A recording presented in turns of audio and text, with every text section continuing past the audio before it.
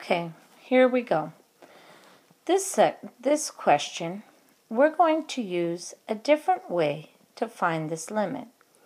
As soon as you have an exponent with a fraction, it can become very difficult very easily. So what we can do is use a change of variable to help us answer this problem. How do we do that? Well, our biggest problem is this right up here. How are we going to make this whole thing make it easier for us to solve? And the way I recommend you do it is you let u equal x plus 64 to the power of 1/3. This whole thing up here is the ugly part. So we make the ugly part equal to some nice variable called u. Now, we need to change all the other things in terms of u. So we're going to change this information in terms of u. That means that if x approaches 0,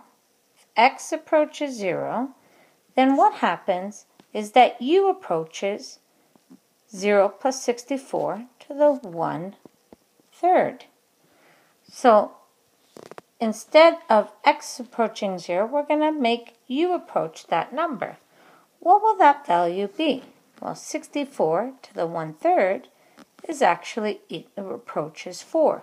So as x approaches 0, u approaches 4. We were able to calculate that.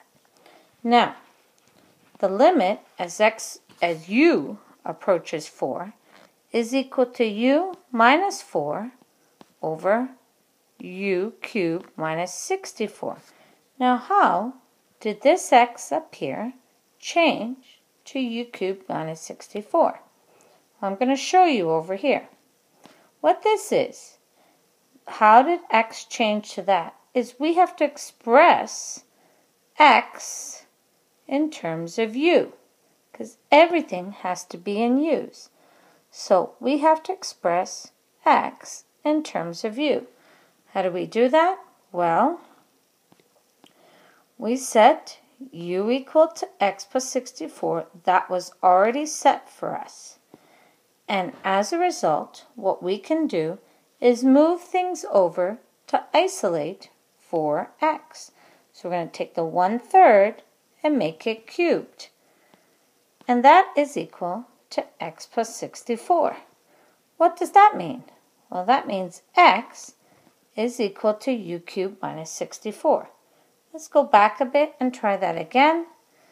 All right, so we have it here, and we find out that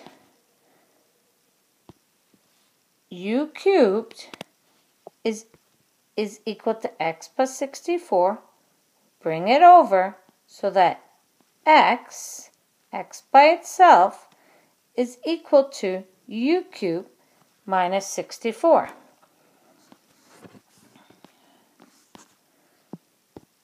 So, now what we have to do is we can express the limit of that in terms of u, and that will equal the limit of this.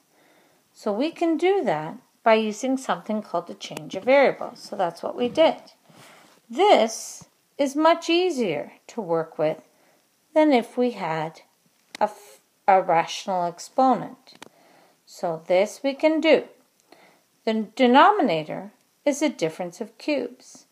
We can factor this out so that we have limit as u approaches 4 of u minus 4 on top, and on the bottom you would have u minus 4 times u squared plus 4u plus 16.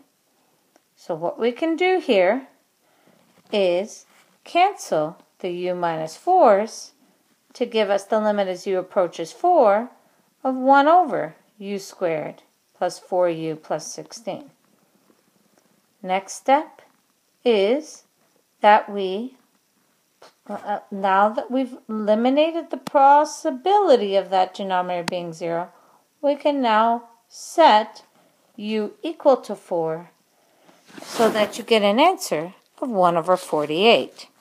So the answer to that last question is 1 over 48. All right, next part. F, the limit as x approaches 3 of an absolute function. Here comes the problem. Absolute, there has to be a formula for it. And the formula for an absolute is actually a combination of two piecewise functions, two linear functions to make an absolute. Here we have the quotient of an absolute over a number, so a rational expression. To be able to answer this, we need to look at how x approaches 3 from,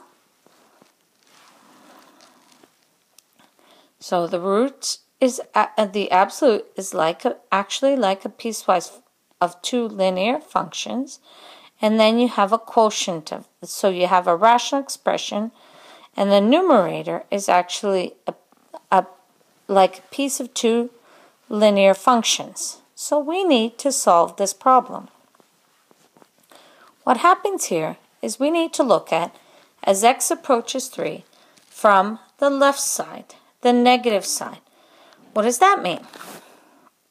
Well, in terms of the numerator, a number that approaches 3 from the left side would be a number like 2.99. If I put 2.99 minus 3 here, I would get a negative number. The absolute changes that negative number to a positive. So the numerator would have to change to a positive value. So that means there's a negative times the negative number on the inside to give us a positive number. On the bottom would just be a regular positive number. Negative number. The negative over the negative would make a positive, but what we're trying to do here is simplify this expression first. The limit as x approaches 3 from the positive side means that this will be like 3.01. 3.01 minus 3 is going to be 0.01. So the value up here stays positive. If we're coming from the right side, those numbers are larger than 3. So then the numerator will be a positive version of x minus 3. So the first one, it's a negative version, and the second one, it's a positive version. The reason why they're different is the fact that, don't forget, in a piecewise function, it is in an absolute function, absolute changes from positive to negative on a regular basis. So the limit from the right side is different from the limit from the left side. The reason why, again, is the answer that the numerator will yield. As a result, the limit as x approaches 3 from the negative side will result in an answer of negative 1, because x minus 3 cancels with x minus 3, so that we have an answer of a negative 1. The limit of a constant is always equal to the constant. Let's look on the other side. What we have here is we have an x minus 3, which cancels with the x minus 3 on the bottom, and that results in the limit as x approaches 3 from the right side to equal positive 1. Well, the limit of a constant is just equal to the constant. You see here that the limit from the left side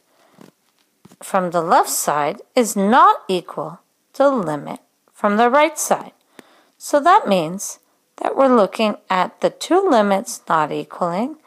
Therefore, since they don't approach the same value from either side, the result here is that the limit